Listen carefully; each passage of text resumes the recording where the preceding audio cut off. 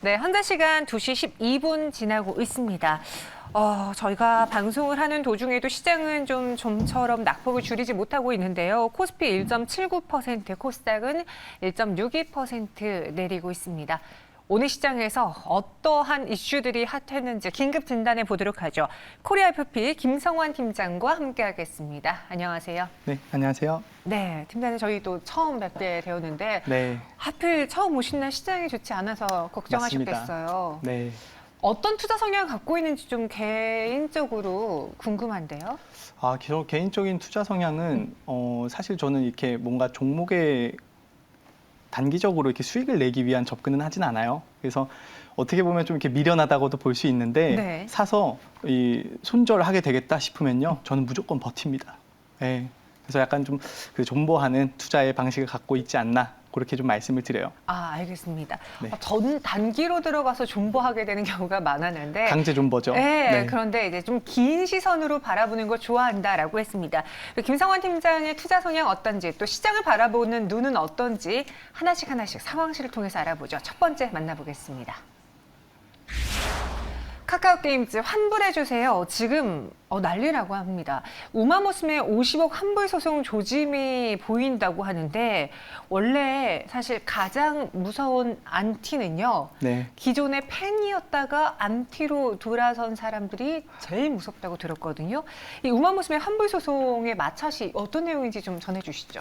네, 한번 좀 그 소식 좀 먼저 말씀드리기 전에 혹시 그 MC님 이렇게 좀 게임도 하시나요? 저는 게임을요. 저 테트리스가 마지막 게임이었습니다. 정말요? 네. 네. 괜히 물어보셨죠. 네. 네, 지금 뭐 카카오 게임즈 많은 분들이 갖고 계신 종목일 텐데요. 그 우마무스메 같은 경우도 사실 저도 이렇게 게임을 많이 하지 않아가지고 요번 좀 이제 방송 준비하면서 찾아봤어요. 우마무스메 같은 경우에는 그런 이 실존하는 경주마를 모티브로 해서 그 캐릭터를 육성해서 레이스를 펼치는 게임이거든요. 그래서 일본에서 이 개발해서 카카오 게임즈가 6월 달에 국내에 출시했고요. 그리고 또 이 국내 출시 직후에도 구글의 그 플레이스토어 매출 1위에 오르는 등 계속해서 좀 흥행을 성공했습니다. 지금 나가는 그 화면처럼요. 어떻게 보면 그 굉장히 그 이 골수 팬, 진성 팬을 모을 수 있는 그런 애니메이션이죠. 그래서 좀 많은 정말 그 골수 팬들을 모집을 했었는데요. 네. 이 이용자들이 좀 회사를 상대로 환불 소송을 검토를 하고 있습니다.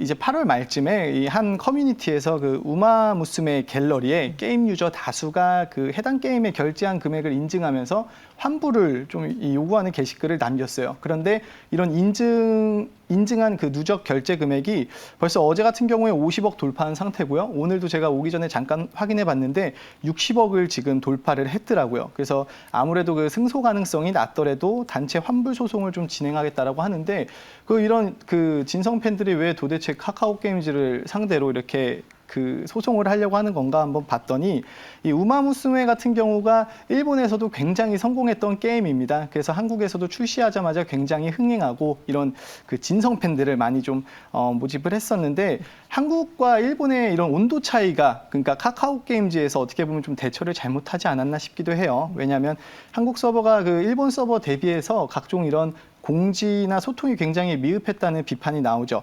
그래서 이 불만 품은 이용자들이 벌써 이제 8월 말에 그 카카오 게임즈 본사가 판교에 있잖아요. 그래서 또 진풍경이 벌어졌는데 이 말을 타고 그 마차 시위를 해가지고 좀 이목을 지금 끌고 있습니다. 그래서 이용자들이 제가 뭐 대표적으로 왜 이렇게 좀 뿔이 났나 찾아보니까 카카오 게임즈가 좀 일본이랑 다른 운영 정책을 버리고 있다. 그래서 예를 들면 이거죠. 게임 하시는 분들은 굉장히 예민한 겁니다. 이 핵심 아이템이 일본에서는 1년 동안 이렇게 계속해서 배포를 했는데 네. 한국에서는 한 달만 줬던 거죠. 그러니까 이용자들이 일본은 저런데 우린 왜 그래? 그리고 이제 또 이 메인 이벤트도 일본에서는 3주 전부터 계속 공지해서 이용자들이 편하게 좀 접근할 수 있게 해줬는데 한국에서는 3일 전에 그냥 틱 하고 너네 할 거면 해라. 이런 식으로 좀 하다 보니까 좀 많이. 홀대했네요. 네, 그래서 뭐 일본과의 그 차별 대우, 한국 유저 무시하냐 이런 식으로 좀 현수막 걸고 계속해서 지금 판교역 주변을 좀 맴돌았다고 합니다. 근데 이렇게 50억 돌파 환불 소송을 하게 되면 실제로 지금 시장에서는 이로 인해서 그 유저들이 승소할 거라고 보나요? 사실 이게 진짜 뭐 약간 의미적인 건지 아니면 네. 카카오 게임즈의 소송금을 정말 토해내야 되는 그런 상황을 예측하는 건지.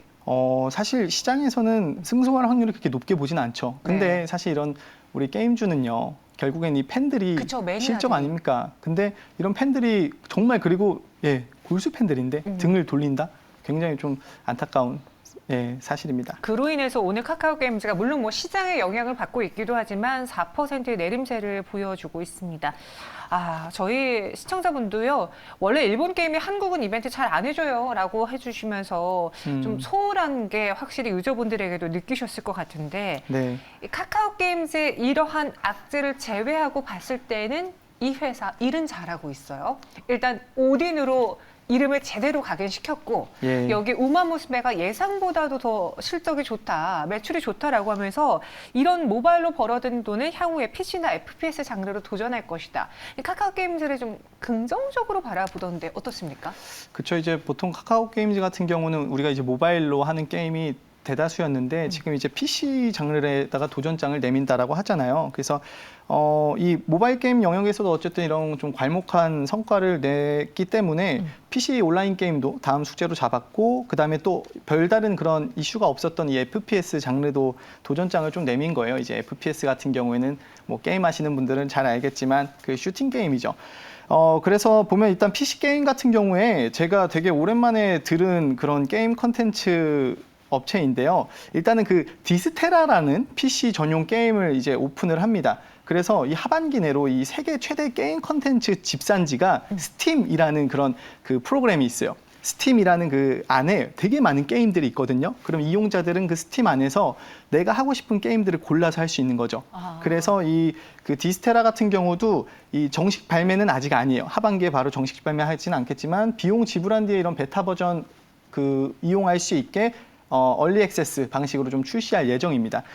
그리고 또 이 카카오 게임즈가 이런 PC 게임 디스테라 외에도요, 또 이런 신작 모바일 게임, RPG 게임들이죠. 뭐 에버소울이나 그 가디스 오더, 그 다음에 뭐 아레즈 이렇게 굉장히 좀 선이 굵은 차기작을 순서대로 좀 공개하고 있습니다. 그래서 여기서 또 이 에버소울 같은 경우에는요, 카카오 게임즈가 국내 시장뿐만 아니라 이 해외 시장을 진출하기 위한 또 공략을 이끌 것으로 좀 보입니다. 그래서 지금 아무래도 이 우마무스메 사태로 카카오 게임즈가 좀 많은 영향을 받긴 했지만 그래도 또 이 신작 출시 일정이 구체화됐기 때문에 제가 이런 그 우마무스메 같은 경우가 사실 그 이런 진성 유저풀 확보, 그다음에 이런 좀 서포트 카드를 활용해서 차별화된 게임성으로 이런 매출의 급격한 하락을 막고자 했던 건데 사실 이거에는 이미 영향을 받았어요.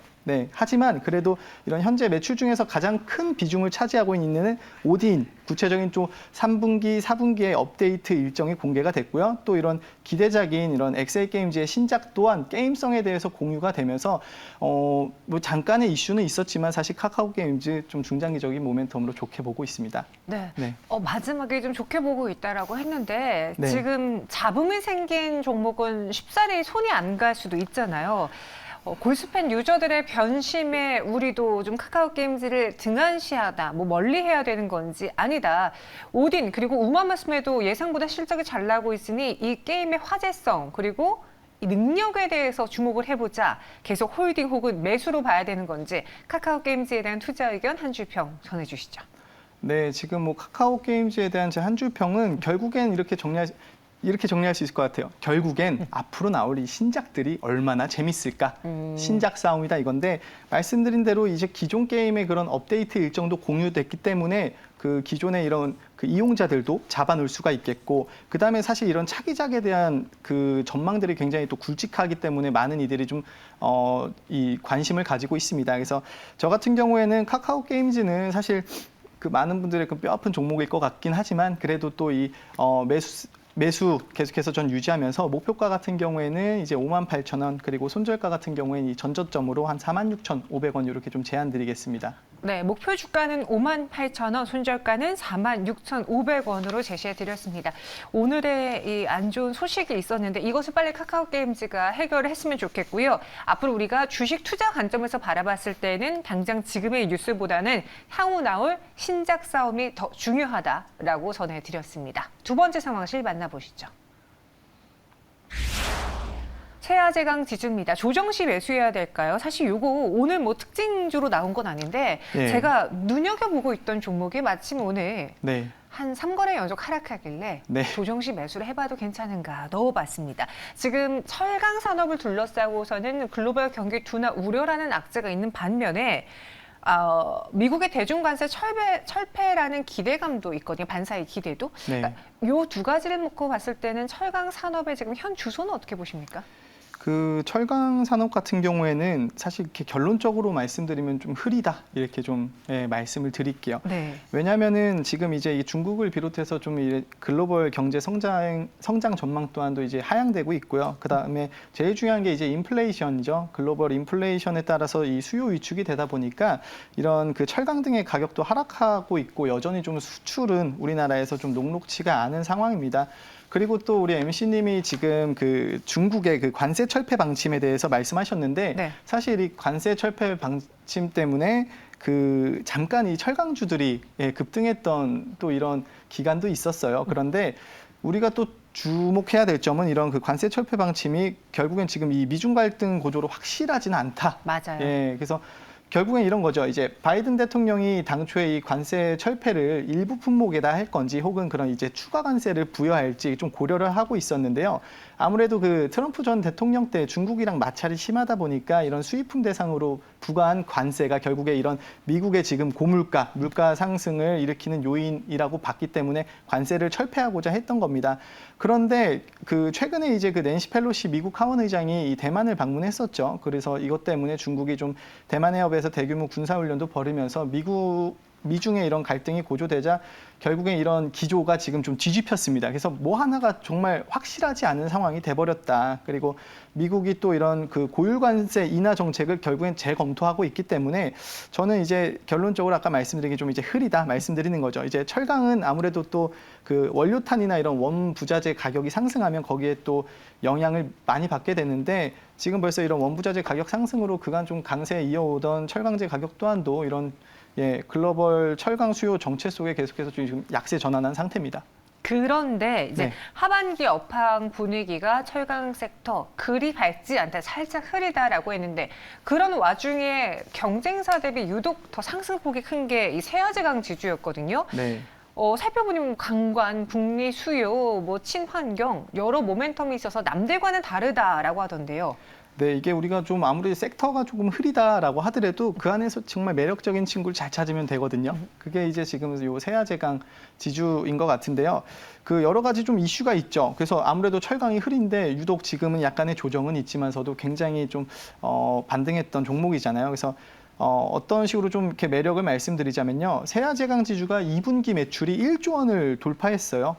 그 사상 최대의 좀 분기 실적을 기록을 했고 북미 지역의 이런 그 에너지 개발용 강관 수요가 지속되다 보니까 하반기랑 내년까지도 좋은 실적이 좀 이어질 것으로 기대가 되고 있거든요.